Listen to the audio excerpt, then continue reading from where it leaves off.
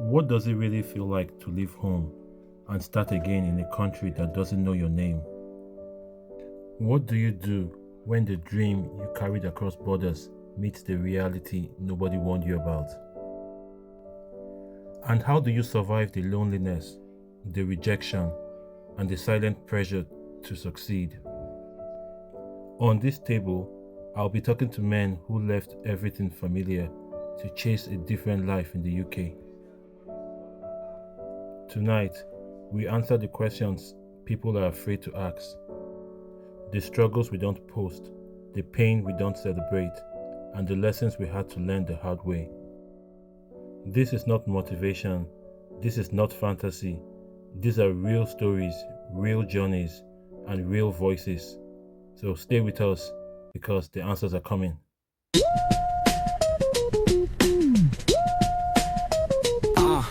Started every game with a bag full of dreams. On the WNFC turf, we sow the seams. Fans wild cheering from behind the team schemes. Loud like the subway, cutting through routines. Right, we'll start off with some basic assumptions that we are all Nigerians and then we were not born in the UK and we moved into the UK within the last 10 years or thereabout.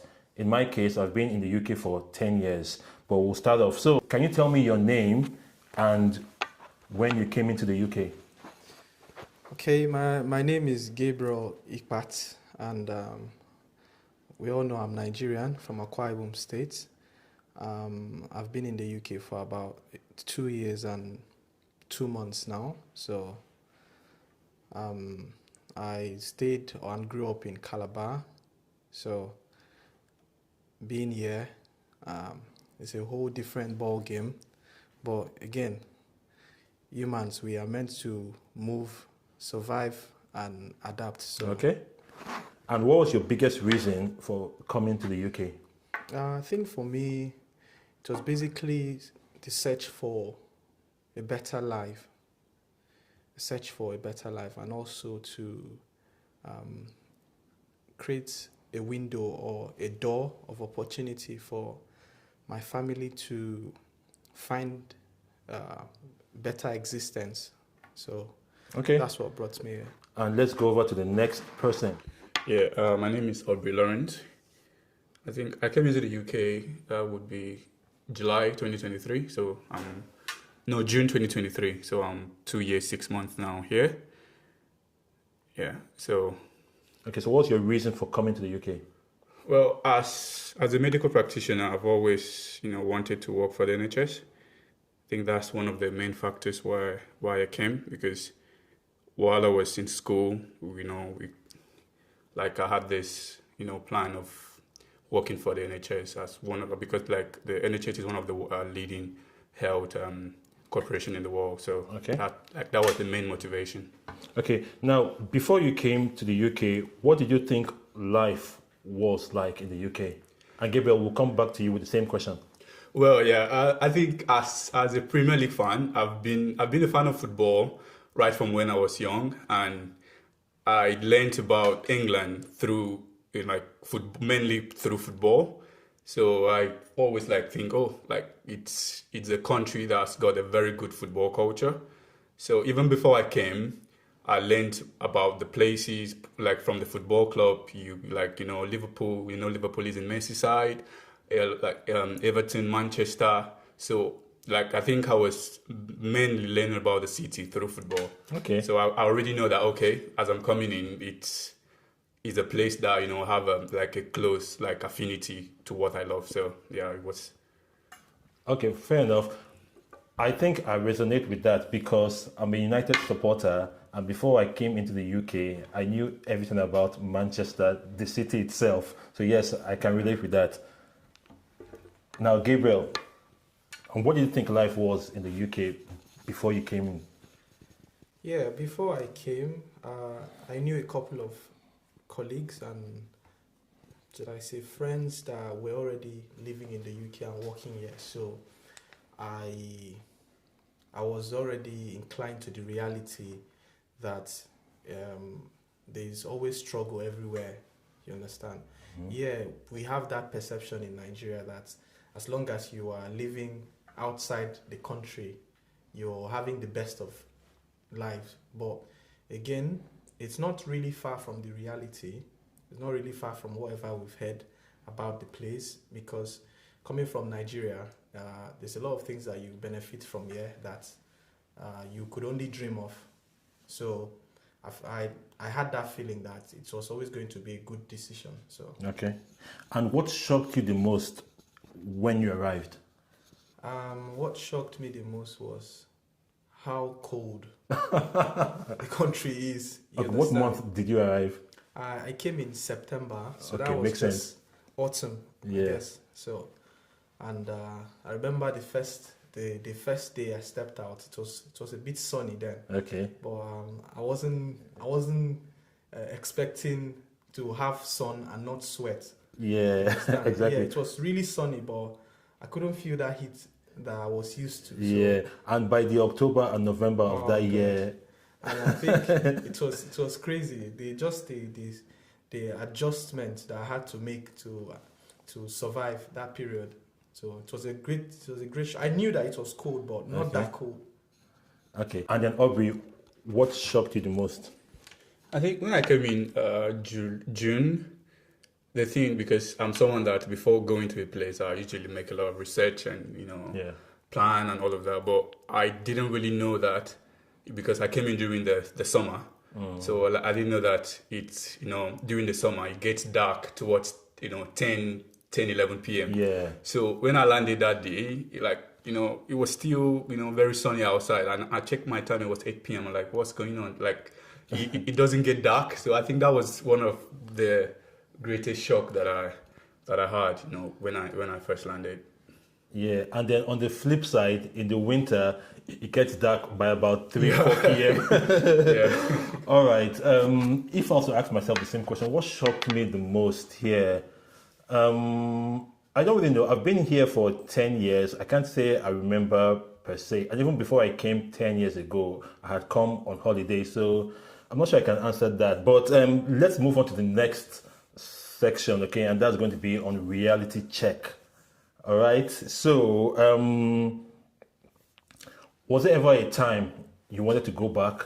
Like, were you ever at the brink of giving up? Aubrey, let's start with you.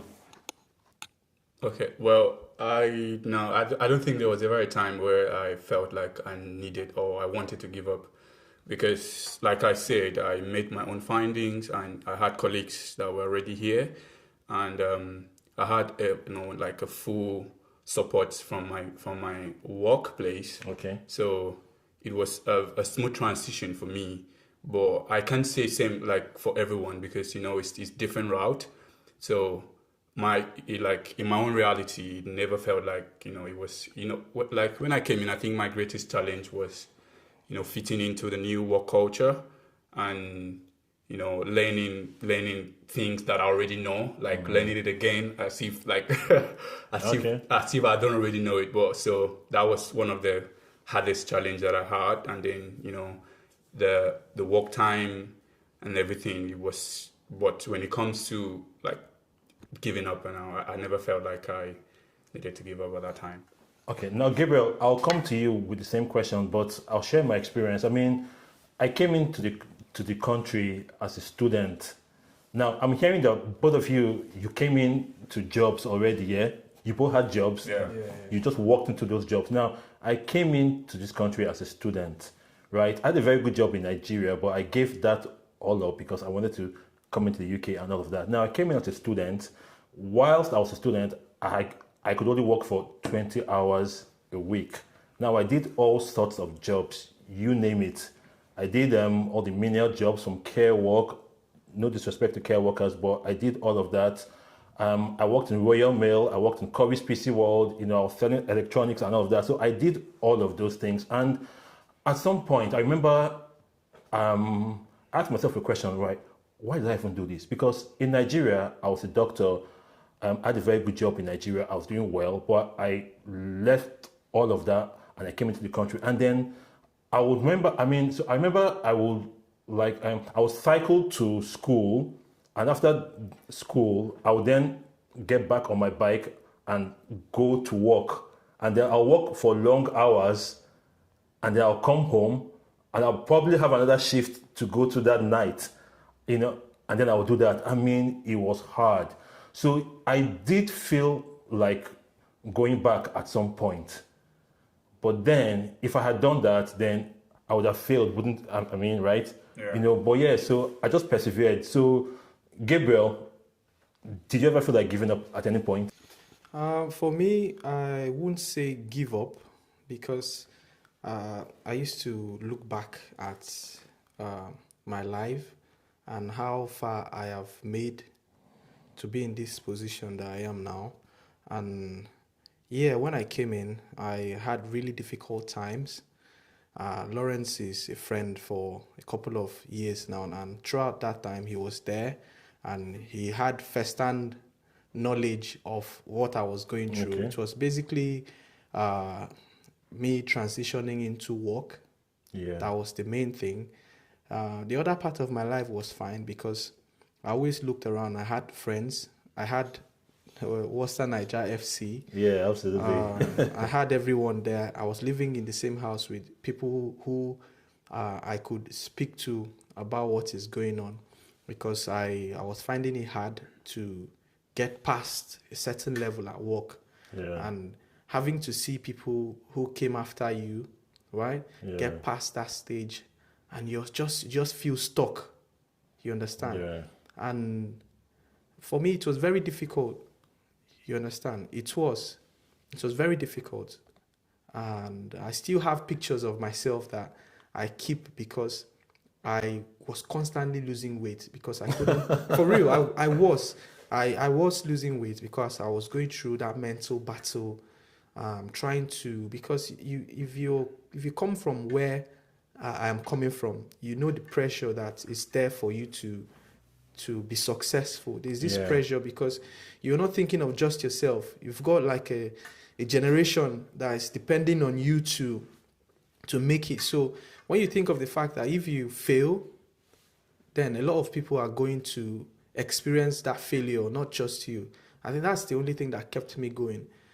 You get not fear, not the fear to go back to that life or whatever life, but the fact that I need to succeed, because there are people who are looking up to me, right? Yeah. That was my greatest motivation. The people that I'm even talking about, they never knew of what I was going through. True. They never knew, because I couldn't tell them what would be their solution. Nothing. So are you talking about black tax, yeah? Tomato. All right. Topic. Aubrey, so do you want to add to that? Yeah, I can really attest to what Gabriel is saying. Sometimes it's not really about when you see, like, like a black man just coming into the UK, the first couple of months, it's going to be hard, to be sure. It's going to be stressful, because you're not just living your society, you're coming into a new society entirely with different cultures and different format of communication. So sometimes it just can be hard for certain like individuals. But when you see people smile, sometimes in Worcestershire, Niger, like, they come to football, they play football, they smile. If you're not really close, you don't really know what's going on, because everyone has got a battle that they're fighting.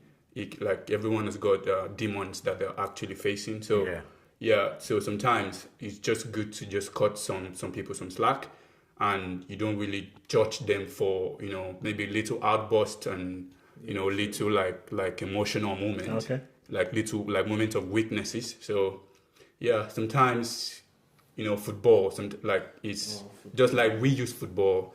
It's a very like emotional game, and it can be relieving for some of us, where like we're at work on a Wednesday and we're just looking forward to the Wednesday night to come, so we can just go out there and just kick about and just forget about things in that moment. So So what I'm hearing now is you're talking about football therapy. Let's dig into that a little bit, right? So I'll start with you, Gabriel. What role do you think this club or this community has played in your mental health, in your struggles, in your dark days? For me, I think meeting you guys, meeting the team early on really helped me because I'm a person who loves football. I used to say that I find peace most times when I have the football at my feet. You get me? Because for that 1 or 2 hours, I don't have to think about anything else. Yeah, absolutely. All I have to think about is create assists, man. Get that ball in the net. You understand? Okay. Is that why you hold on to the ball for too long? I would say that's why I try to find that. Yeah, I hold on the ball too long, but I try to find peace in that few minutes and meeting everyone. You get me? Meeting people that have similar story. Yeah. You get meeting people that have similar journey. It might not be the same destination, but it's the same journey. Do you get? Okay. We all made the same journey, took that flight from Lagos or Abuja to London, Birmingham, wherever it is. So, but having guys that you see their face, you laugh together, you shake hands, you hug, you tackle, whatever it is, just the people there tend to just free yourself of whatever you're thinking about. So I think Western Nigeria was, and is still a very good part of my life at this point. Fantastic. Aubrey, you've touched on that already, but is there anything else you want to say about this club and what it's doing for your mental health and the mental health of your teammates? Yeah, since I think we've been on this journey for about 2 years now, and we've gone from strength to strength. Yeah, we started off when 2, 3, 4 people. Now we're up to I think the turn up is almost going to 20s and all of that. So sometimes you see these people from different walks of life, see people from different communities, see people from So once we just come together, and then I like the fact that we're building a community here. It's not just about the football. It's not just about the matches that we play. And it's about building a culture of community. Yeah. And by the grace of God, I feel like we're growing to a stage where we're going to offer something to Worcester, because Worcester is this is my home now. Worcester as a community is my home. I came into this place 2023, and I fell in love with the city. I fell in love with the people of the city. So this is now my second home. So fantastic. Yeah. Let's talk about advice to the youth. So say it's a 20-year-old African or Nigerian planning to move to the UK. What will you be saying to them? Well, just like I would say, it's about having your own plans. I always say before you do anything, personally, I don't live in the heat of the moment. Okay. I'm not someone that just wake up and then I do things. I put in the work, I put in effort, I put in time to plan. Sometimes it doesn't really go the way I want it to go, but once you have a plan, you should have a backup plan. So it's a journey that is worth it. It's a journey, it's a place that you can come in and you can actualize yourself. You can actually even get to know yourself better. You can even get to know your strength and your weaknesses better. So my advice to a young boy or a young girl back home in Nigeria planning to come to the UK is it's a journey that is worth it. As long as you're coming in here with the right tools and you're coming in here through the right route, it's very worth it. Fantastic. And Gabriel, your advice to a 20-year-old African who's planning to come to the UK? So I would say I have 3 advice. Okay. The first thing is that try to have the mentality that you're coming to a sane environment, an environment where everything is by the book. You understand? An environment that doesn't tolerate any cutting of corners, an environment that you need to do everything right. Yeah, there is room for learning, because they will always give you the opportunity to learn, you understand? But you have to do what is right. you can't be involved in any sort of mischievous activities. True. The second thing I would advise is you should learn to live an easy life. You understand? You shouldn't be the type that you think it's in Nigeria where you live your life for everyone to see, everyone to know. No, you live the truth. That's what it is. Because if you try to live the lie in this country, it won't take long before you find out that you're running into trouble.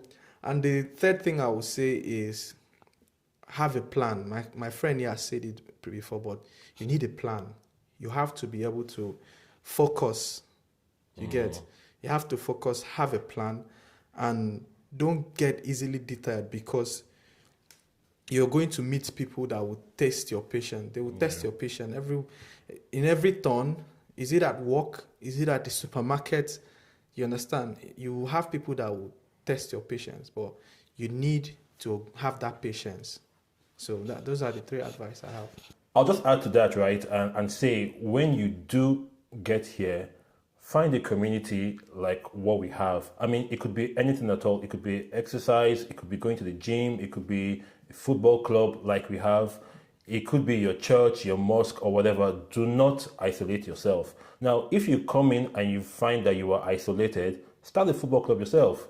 All it takes is for you to find another like mind like yourself, go to Sports Direct, buy a football ball, and form a WhatsApp group, add your friend into it, and it just kicks off from there, because there is a lot. I mean, everyone in this football club, I met them through football.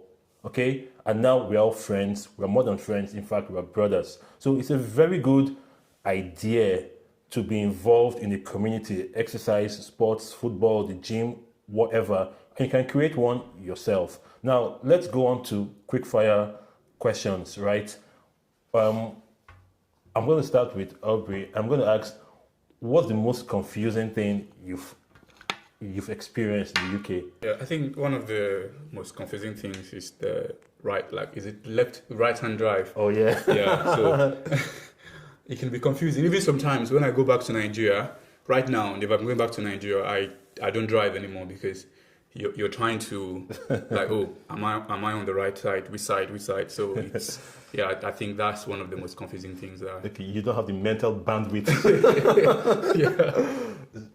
And Gabriel, what has confused you the most in the UK? I think apart from the driving, I would say meeting everyone at the supermarket, and everyone is just smiling, giving you this look. You get, and you mistaking stuffs like you're right. Or hello, love. Yeah, hello, love.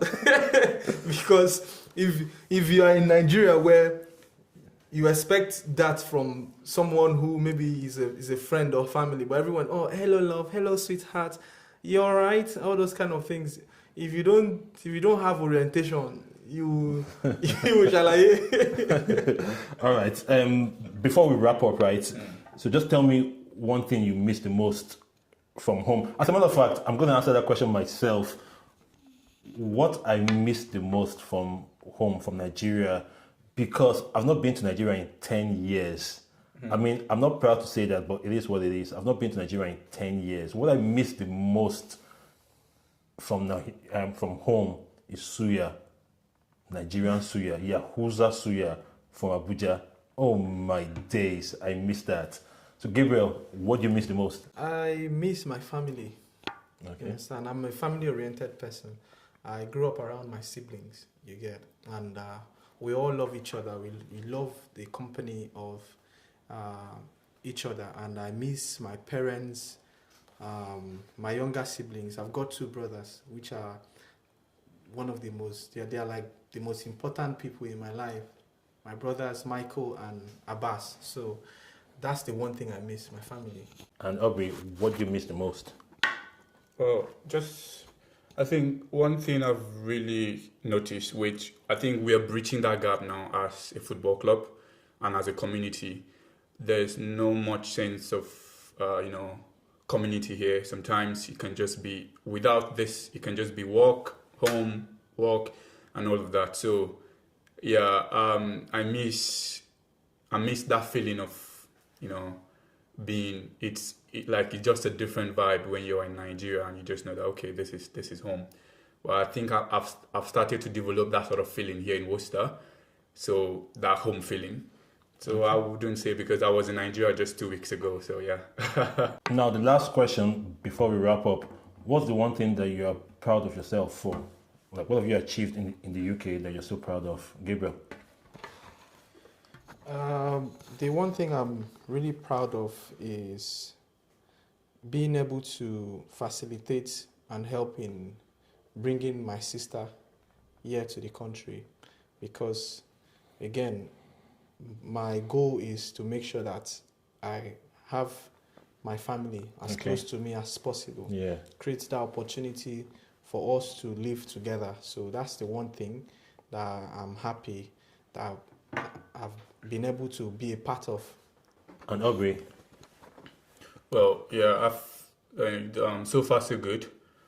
Sometimes when you you get paid and then after the tax and then you sort your bills, you have like a little bit left where you can change and then you can send back home for support.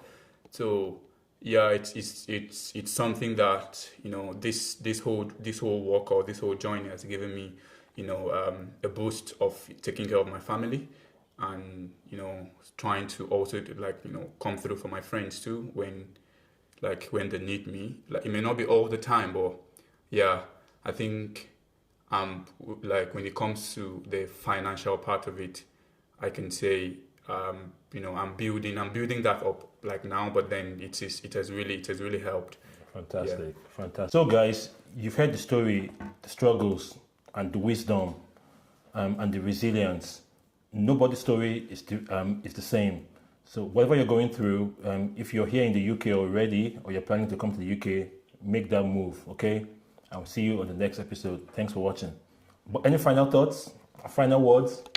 Oh yeah, my final words is still going to thank you for making this possible, and I also want to thank the city of Worcester for opening their arms to us.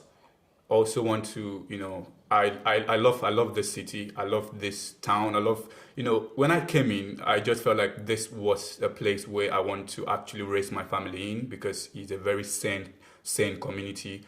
It can be small. The town is very small. You just go in there, you come out there. But yeah, this is a very good community. So I think Worcester is not really that popular back home in Nigeria, but I think it's somewhere that if you're coming in or if you're looking to school, we have a school here, like we have a university. So if you're looking at finding a school for your kids or for yourself, it's somewhere that you can look forward to. We have a growing community here in Worcester, a growing community of Nigerians here in Worcester and also other African countries. And the people of Worcester are very accommodating. I have friends from all walks of life. I have from all over the world here in Worcester. So yeah, I say, yeah, I'm very happy to be here in Worcester. Fantastic. You sound like a statesman, but that was good. And Gabriel, final thoughts, and then we wrap up. My final thoughts will be an advice or mini motivational speech, and that is, when there's life, there's hope. You understand? So in whatever you're doing, as long as you woke up that morning, you breathe in, and you are alive, then you're better than a lot of people, because there's still an opportunity for you to make up for whatever mistake, you understand. So when there's life, there's hope. Yeah, that was deep. Thanks guys, and it's a wrap.